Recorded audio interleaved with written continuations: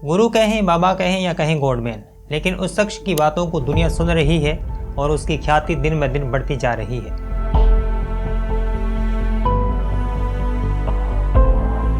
Will Smith जैसे लोग न केवल उनकी किताबों की बड़ाई करते हैं बल्कि घर पर बुलाकर डिनर भी करवाते हैं। दुनिया भर के बड़े बड़े पॉडकास्ट मंचों पर जाकर अपनी बात कहते हैं और नए जमाने की ऑडियंस से राब्ता करते हैं, जिन्हें हम और आप सभी जग्गी वासुदेव या सदगुरु के नाम से जानते हैं। सदगुरु की जितनी फैन फॉलोइंग है उतने ही उनसे जुड़े विवाद हैं और उन विवादों के आश्रय नफरत करने वालों की संख्या भी कम नहीं है। कभी उन पर अपनी ही पत्नी की हत्या का आरोप लगता है तो कभी जमीन हड़पने को लेकर केस होता है। तो दोस्तों, इन सब विवादों, आरोपों और कसीदों की असल सच्चाई क्या है, जानेंगे इस वीडियो में।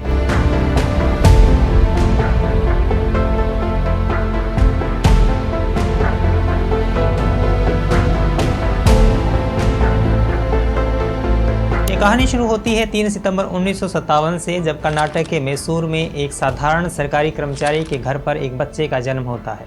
नाम रखा गया जगदीश वासुदेव यानी जग्गी, जैसा कि उन्हें प्यार से अब भी और पहले बुलाया जाता था। जग्गी का बचपन बीत रहा था, लेकिन उनका मन हर समय कुछ तलाश रहा था।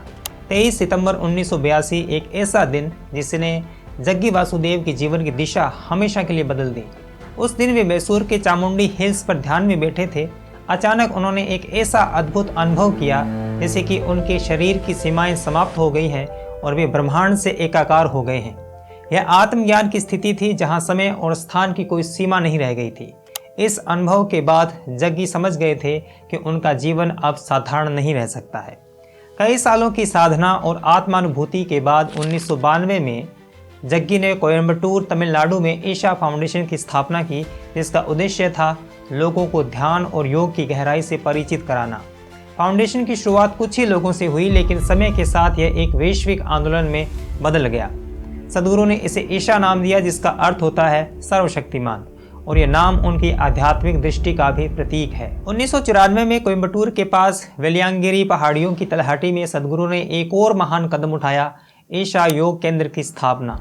इस केंद्र में ध्यानलिंग का निर्माण किया गया, जो एक जागृत ऊर्जा स्रोत माना जाता है। ध्यानलिंग का उद्देश्य साधकों को ध्यान और साधना के गहरे अनुभवों से परिचित कराना था। यह एक ऐसा स्थल बना जहां लोग ध्यान की गहराई में उतर सकते थे और अपने भीतर शांति और संतुलन पा सकते थे। 1997 में सदगुरु के जीवन में एक बड़ी घटना घटी जो उनका अब तक पीछा नहीं छोड़ रही है। उनकी पत्नी विजी का निधन। आज भी आरोप लगता है कि इसमें खुद सदगुरु का हाथ था। सच क्या है वो आगे बताऊंगा, लेकिन इससे पहले सदगुरु की कहानी सुनिए। 2000 तक आते आते वो केवल भारत तक ही महदूद नहीं रह गए थे, बल्कि दुनिया में भी उनको सुने जाने लगा था। साल 2000 में धार्मिक और आध्यात्मिक नेताओं के संयुक्त राष्ट्र सम्मेलन में बोले थे। वहीं 2006 में दावोस में एक इंटरव्यू भी दिया था, जो आध्यात्मिकता और अर्थशास्त्र के संबंधों पर केंद्रित था। यहाँ तक कि इसी साल ईशा फाउंडेशन ने विदेश में भी शाखा स्थापित कर ली थी। सदगुरु ने प्रोजेक्ट ग्रीन हैंड्स नामक एक अभियान की शुरुआत की।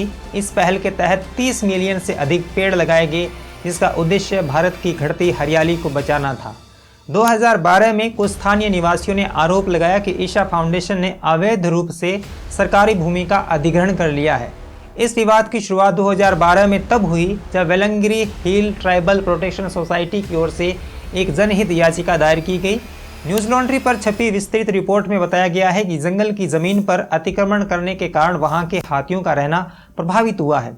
मद्रास उच्च न्यायालय ने अगस्त 2023 में ईशा फाउंडेशन के खिलाफ जांच के आदेश दिए थे। आरोप यह था कि फाउंडेशन ने कोयम्बटूर के वेलंगिरी पहाड़ियों के पास 20.80 हेक्टेयर भूमि पर बिना आवश्यक अनुमति के निर्माण किए थे।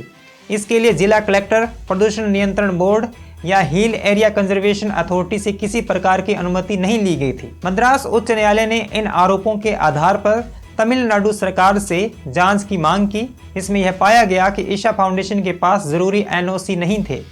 अदालत ने joint director of town and country planning को इन निर्माणों की जांच करने का निर्देश दिया और आवश्यक दस्तावेजों की जांच के बाद कार्रवाई करने के आदेश दिए। लेकिन इन तमाम रिपोर्टों पर सदगुरु ने कुछ यह कहा। There are some people who should be pulp fiction writers who claim to be journalists right now, unfortunately.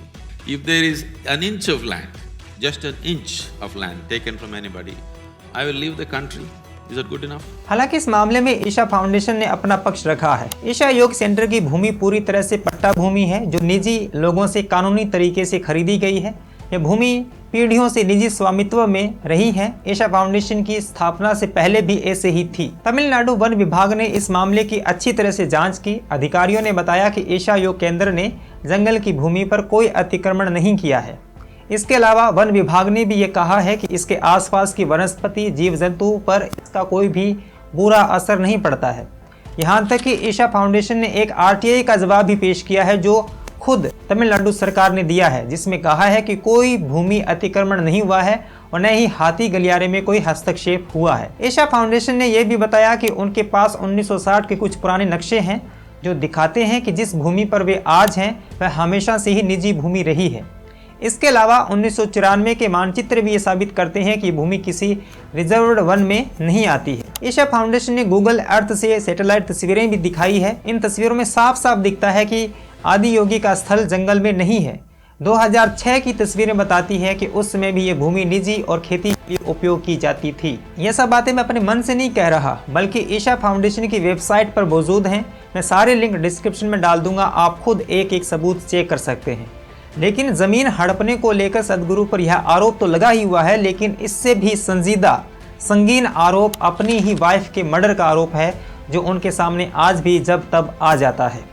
दरअसल जग्गी वासुदेव की शादी विजय कुमारी नाम की एक महिला से हुई थी जिसे विज्जी कहा जाता था। उससे एक बेटी हुई जिसका नाम राधे रखा गया। कहा जाता है कि विज्जी भी आध्यात्मिकता की राह में सदगुरु की संगनी थी जो योग विधि में दक्ष थी।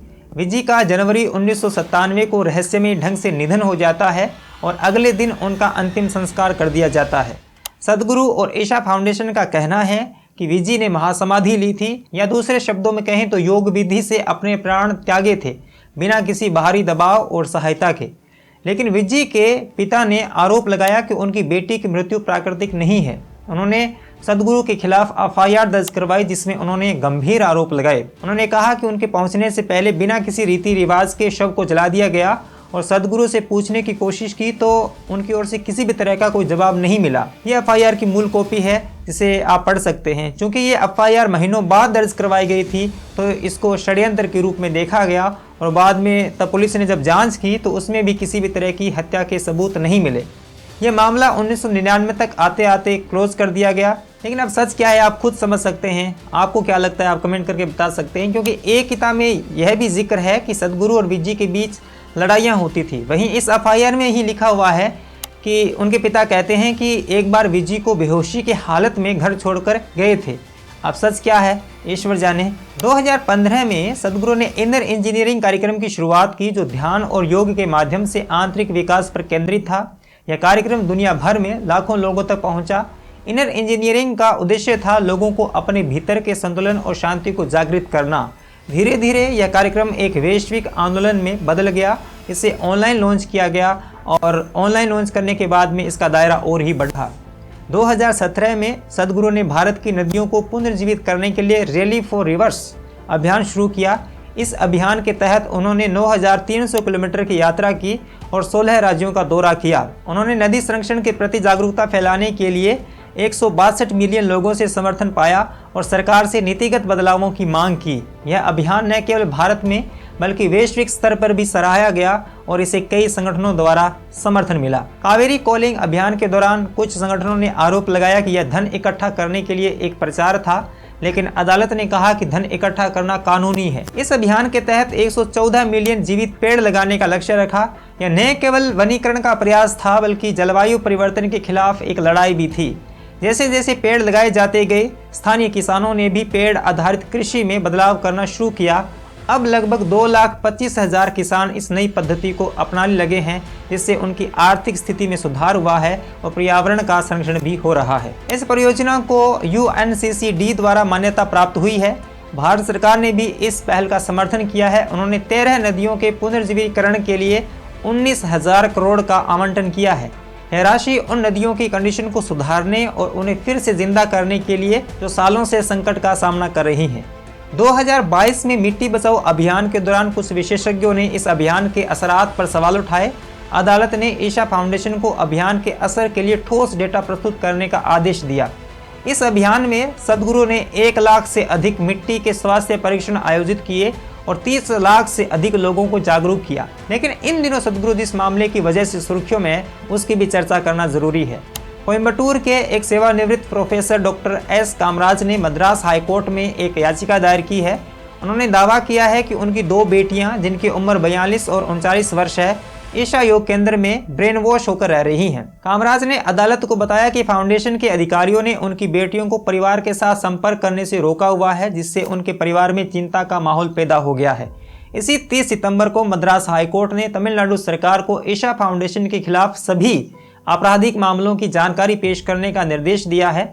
इस आदेश ने फाउंडेशन के खिलाफ जांच को बढ़ावा दिया और ध्यान भी खींचा। 1 अक्टूबर 2024 को उच्च न्यायालय के निर्देशों के अनुरूप लगभग 150 पुलिसकर्मी और सरकारी अधिकारी ईशा फाउंडेशन के परिसर की जांच करने पहुंचे, लेकिन ईशा फाउंडेशन सुप्रीम कोर्ट पहुंच गया। आखिरकार 3 अक्टूबर 2024 को सुप्रीम कोर्ट ने इस मामले में हस्तक्षेप किया। अदालत ने मद्रास हाईकोर्ट के आदेश को स्थगित कर दिया और मामले को अपने अधिकार क्षेत्र में ले लिया। सुप्रीम कोर्ट ने उन 2 महिलाओं से बातचीत की जिनका नाम इस विवाद में आया। अदालत ने यह पाया कि वे अपनी मर्जी से आश्रम में रह रही हैं, जिससे स्पष्ट हुआ कि ये मामला धार्मिक स्वतंत्रता से भी जुड़ा हुआ है। लेकिन सदगुरु लिबरल जमात के निशाने पर रहते हैं सदा से ही। इसका एक कारण तो ये है कि वो हिंदुत्व और सनातन की बात करते हैं, लेकिन उन्होंने सरकार की भी कुछ बातों का समर्थन किया है, जो कि आज के दौर में अक्षम्य अपराध है। सदगुरु ने 2019 में जम्मू कश्मीर से अनुच्छेद 370 हटाने का समर्थन किया था। वहीं 2022 में जब भारतीय संसद में नागरिकता संशोधन अधिनियम CAA को लेकर जो चर्चा हो रही थी, सदगुरु ने इस कानून का स्पष्ट समर्थन किया था। उन्होंने इसे धार्मिक उत्पीड़न के शिकार लोगों के लिए एक मानवीय कदम के रूप में देखा और इस कानून का यह कहकर समर्थन किया कि यह मुस्लिम विरोधी नहीं है। 2023 में सदगुरु ने 1 राष्ट्र 1 चुनाव की अवधारणा का समर्थन किया। उन्होंने इसे एक सुधारात्मक कदम के रूप में देखा, जो शासन को अधिक संगठित और प्रभावी बना सकता है। तो कुल मिलाकर यह है सदगुरु की पूरी कहानी। जो सच था वह बिना लाग लपेट के आपके सामने रख दिया। कैसा लगा ये वीडियो ज़रूर बताइए, शेयर कर सकते हैं। और इस चैनल पर आपको कंटेंट बढ़िया लगता है तो आप इस चैनल को सब्सक्राइब कर सकते हैं। और अगर हमारा काम बढ़िया लगता है तो डिस्क्रिप्शन में कुछ लिंक दिए गए हैं, उसकी सहायता से आप हमें कुछ सहायता कर सकते हैं। मिलेंगे अगले वीडियो में, तब तक के लिए बहुत बहुत धन्यवाद।